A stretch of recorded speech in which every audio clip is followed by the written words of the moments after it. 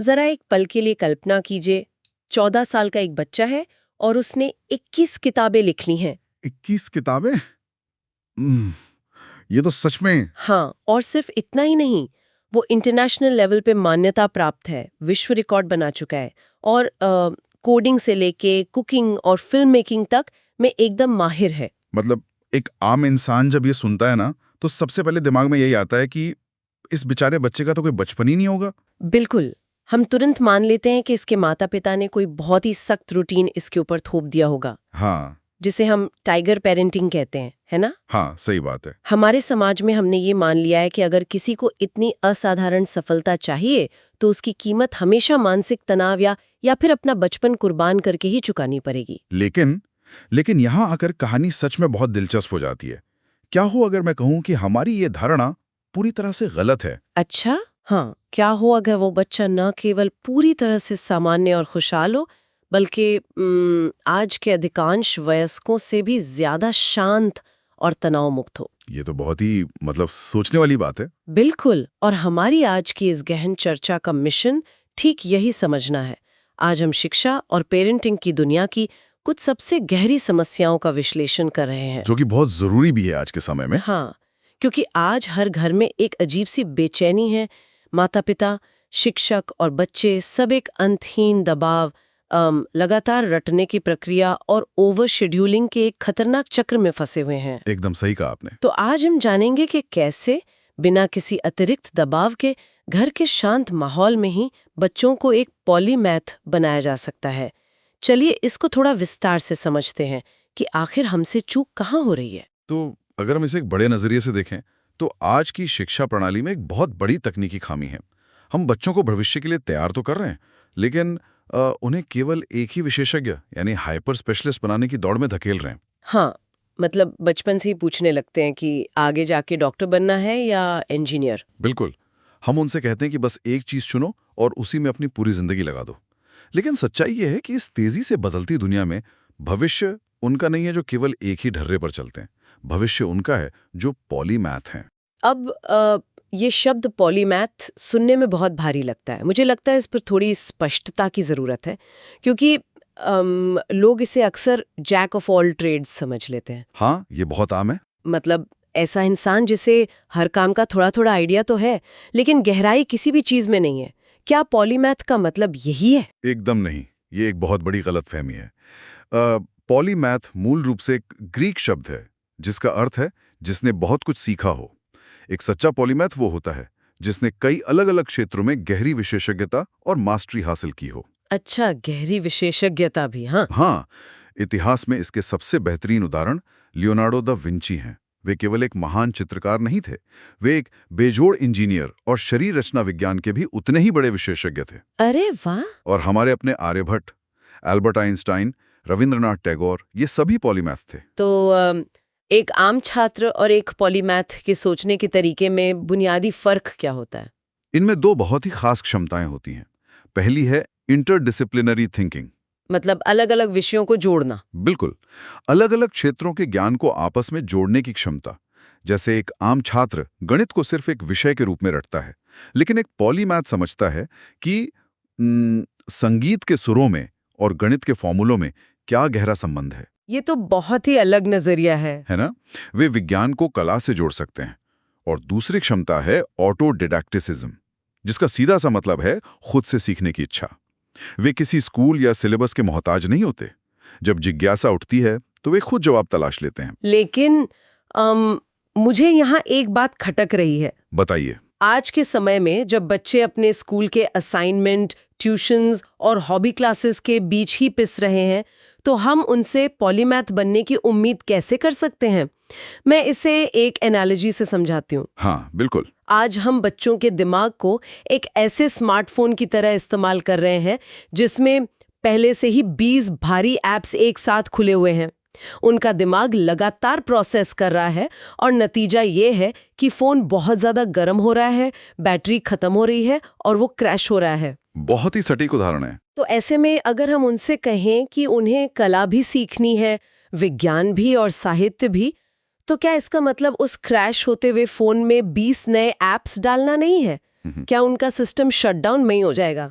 आपका ये सवाल मतलब हर उस इंसान के मन में आएगा जो आज के बच्चों की हालत देख रहा है।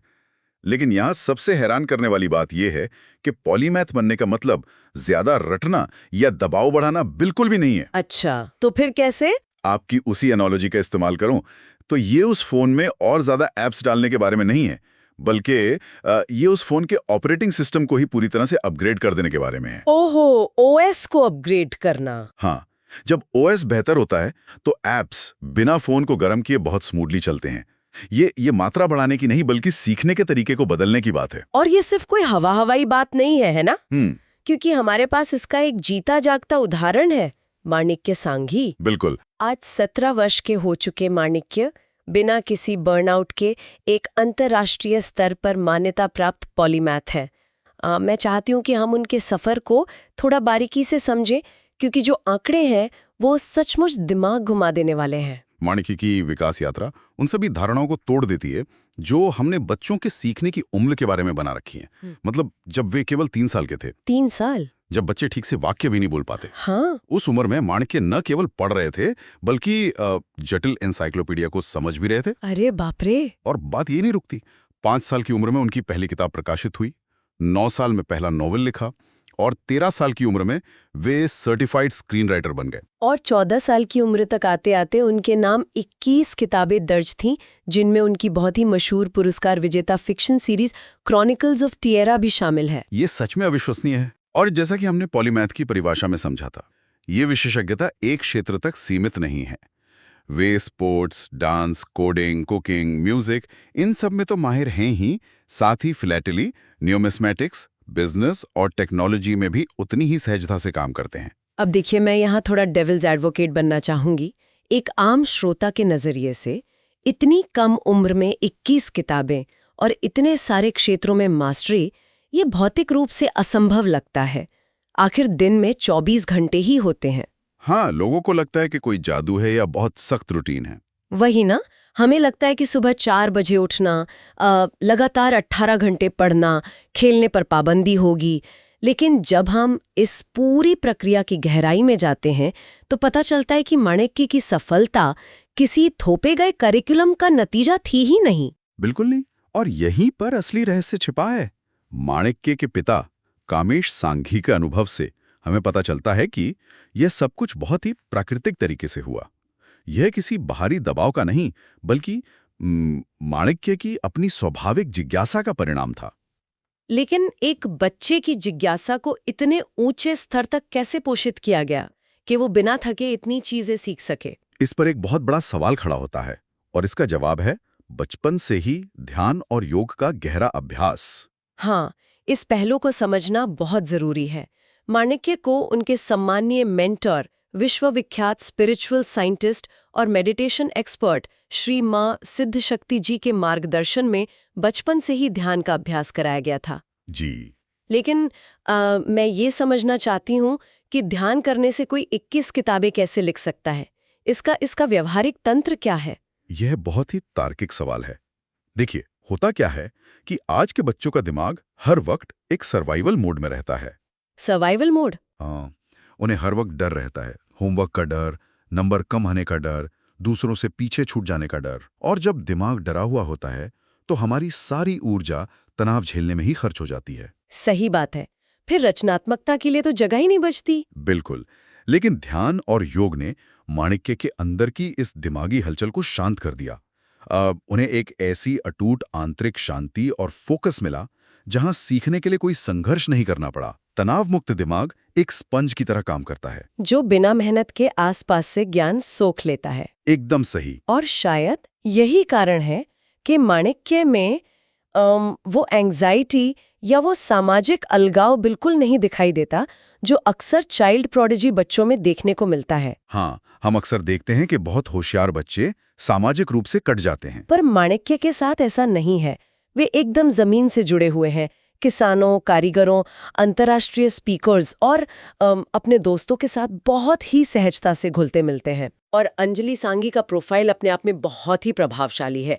वे केवल एक माँ नहीं है, वे एक प्रशंसित शिक्षा नवप्रवर्तक, बेस्ट सेलिंग लेखिका और पुरस्कार विजेता कलाकार हैं। और सबसे खास बात यह है कि वे एक पूर्व clinically practising holistic health care practitioner भी रह चुकी हैं। बिल्कुल। पिछले 26 वर्षों से वे इस क्षेत्र में काम कर रही हैं और दुनिया भर में 1 लाख से अधिक लोगों को सशक्त बना चुकी हैं। और ये विशाल अनुभव उन्हें अपने सम्माननीय मेंटोर श्री मां सिद्ध शक्ति जी के मार्गदर्शन में मिला। अंजलि ने उनके इंस्टीट्यूट ऑफ स्पिरिचुअल साइंसेज में लोक कल्याण के कार्यों में स्वयं सेवा की। और वहीं से उन्हें ये गहरी समझ मिली है ना। हाँ, एक हेल्थ केयर प्रैक्टिशनर के रूप में उन्होंने समझा कि किसी भी बच्चे की बौद्धिक क्षमता को उसकी शारीरिक ऊर्जा और भावनात्मक संतुलन से अलग करके देखा ही नहीं जा सकता। जबकि आधुनिक शिक्षा यही गलती कर रही है। बिल्कुल, वो शरीर और भावनाओं को नजरअंदाज करके केवल दिमाग में जानकारी ठूंस रही है। अंजलि ने समझ लिया कि जब तक बच्चे की भावनाएं शांत नहीं होंगी, दिमाग अपनी असली क्षमता तक नहीं पहुंच सकता। तो इन सब बातों का असली मतलब क्या है? मैं इसे एक नए तरीके से देखती हूँ। बताइए। आज हम बच्चों के दिमाग को एक गाड़ी के इंजन की तरह ले रहे हैं, जिसमें हम बिना सही तेल और पानी डाले बस एक्सेलरेटर दबाए जा रहे हैं। हमें लगता है ज्यादा रेस देने से गाड़ी तेज भागेगी, लेकिन असल में इंजन सीज हो जाता है। बहुत खूब। और अंजलि सांघी ने एक्सेलरेटर दबाने के बजाय उस इंजन के पोषण और उसके सही माहौल पर ध्यान दिया। और जब इंजन अंदर से शांत हो गया, तो वो अपनी पूरी क्षमता से प्राकृतिक रूप से दौड़ने लगा।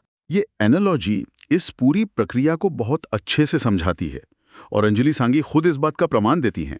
वे इस बात पर ज्यादा गर्व करती हैं कि माणिक्य अंदर से कैसा इंसान बना है, बजाय उसकी 21 किताबों के। अरे वाह। वे खुद मानती हैं कि कई महत्वपूर्ण मामलों में वे माणिक्य से सलाह लेती हैं। एक माता पिता के लिए इससे बड़ी उपलब्धि और क्या होगी कि उनका बच्चा इतना संतुलित हो। बिल्कुल। लेकिन अब हम उस बिंदु पर आते हैं जो इस चर्चा का सबसे व्यावहारिक हिस्सा है।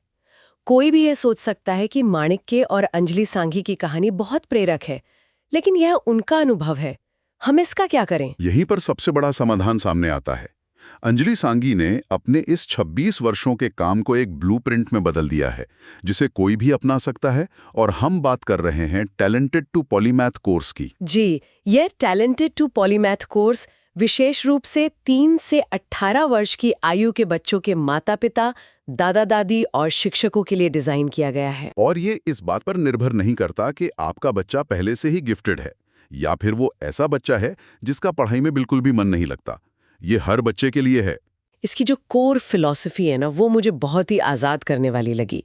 ये साफ कहता है कि पॉलीमैथ पालने का मतलब बच्चे से ज्यादा काम करवाना नहीं है, बल्कि उसके सीखने के तरीके को बदलना है। एकदम सही। ये बच्चों की रचनात्मकता को उनके आसपास के प्राकृतिक परिवेश के साथ जोड़ देता है। और सबसे बड़ी बात, ये कोर्स रटने की उस सड़ी गली व्यवस्था को पूरी तरह से खत्म कर देता है। ये इस कोर्स का सबसे क्रांतिकारी पहलू है। लेकिन मुझे लगता है कि यहाँ कई माता-पिता के मन में एक बहुत बड़ी शंका पैदा हो सकती है। शंका? कैसी शंका? देखिए, आज के समय में माता-पिता पहले से ही थके हुए हैं। वो नौकरी कर रहे हैं, घर चला रहे हैं, उनके पास खुद के लिए सांस लेने का समय नहीं है। हाँ, वर्किंग पेरेंट्स का तो यही हाल है। तो ऐसे में जब वे किसी कोर्स के बारे में सुनते हैं तो उन्हें लगता है, लो, अब मुझे घर जाकर अपने बच्चे का फुल टाइम टीचर बनना पड़ेगा, नए-नए प्रोजेक्ट बनाने पड़ेंगे। क्या ये कोर्स उन पर बोझ नहीं बढ़ा देगा? ये तो बहुत ही वाजिब डर है। आज किसी को भी अतिरिक्त जिम्मेदारी नहीं चाहिए। और इसी डर को ये कोर्स पूरी तरह से खत्म करता है। टैलेंटेड टू पॉलीमैथ कोर्स की खासियत ही यही है कि ये रियलिटी के लिए, यानी असल जिंदगी की भागदौड़ के लिए डिजाइन किया गया है। मतलब कोई एक्स्ट्रा टाइम नहीं देना? बिल्कुल नहीं। ये माता पिता को फुल टाइम टीचर बनने को मजबूर नहीं करता, न ही आपके समय और आय पर कोई अतिरिक्त दबाव डालता है। ये वर्किंग पेरेंट्स और घर पर रहने वाले माता पिता दोनों के लिए एकदम सही है। तो अगर ये समय नहीं मांगता, तो फिर ये काम कैसे करता है? ये बड़ों को कॉन्फिडेंट पेरेंट एजुकेटर्स बनाता है। ये सिखाता है कि आप बच्चे की उस हाई एनर्जी को, जो अक्सर घर में शोर या शैतानी का कारण बन जाती है, उसे दबाने के बजाय सही दिशा में कैसे मोड़ें। अच्छा। जैसे बच्चा बहुत कूद फांद कर रहा है, पारंपरिक तरीका उसे डांट कर एक जगह बिठाना है, जिससे तनाव पैदा होता है। लेकिन ये कोर्स आपको वो नजरिया देता है जिससे आप उसी ऊर्जा को प्राकृतिक खोज में बदल सकते हैं। यानी हमें बच्चों को और ज्यादा ट्यूशन नहीं भेजनी है, बल्कि घर के माहौल को ही इस तरह से ढाल लेना है कि सीखना उनके लिए सांस लेने जितना स्वाभाविक हो जाए। हाँ, और ये कोर्स माता-पिता को उस आधुनिक पेरेंटिंग की थकान और अपराध बोध से भी मुक्ति दिलाता है। ये सच में कमाल है। निष्कर्ष के तौर पर यही कहा जा सकता है कि शिक्षा में अब केवल रटकर नंबर लाने का जमाना जा रहा है। बिल्कुल। भविष्य केवल पॉलीमैथ्स का है, ऐसे बहुआयामी विचारक जो परिस्थितियों के अनुसार खुद को ढाल सकें, जिनमें दूसरों को समझने की गहरी क्षमता यानी इमोशनल इंटेलिजेंस हो। अंजलि सांघी का टैलेंटेड टू पॉलीमैथ कोर्स घर के बड़ों को वो चाबी सौंपता है जिससे वे बिना किसी बाहरी दबाव के बच्चों की क्षमताओं को जगा सकते हैं। तो इस पूरी गहन चर्चा को समेटते हुए हम सबको एक बात पर जरूर विचार करना चाहिए। हमने देखा कि कैसे हमारा सिस्टम बच्चों के दिमाग को बस एक स्टोरेज डिवाइस समझकर उसमें डेटा भरता जा रहा है, लेकिन जो बच्चे अपनी प्राकृतिक जिज्ञासा से सीखते हैं वे दुनिया बदल देते हैं। बिल्कुल। तो जरा सोचिए, एक माता पिता या अभिभावक के रूप में यदि हम आज ही से बच्चों को ये बताना बंद कर दें कि उन्हें क्या सोचना है। बहुत गहरी बात है ये। हाँ, यदि हम केवल एक ऐसा सुरक्षित तनाव मुक्त माहौल तैयार करें जहां वे खुद खोज कर सकें, तो क्या हम केवल उनके भविष्य को ही नहीं संवारेंगे बल्कि इस पूरी प्रक्रिया में अपनी खुद की वो खोई हुई जिज्ञासा दोबारा नहीं पालेंगे जो इस भागदौड़ में कहीं बहुत पीछे छूट गई थी। इस पर जरूर विचार कीजिएगा।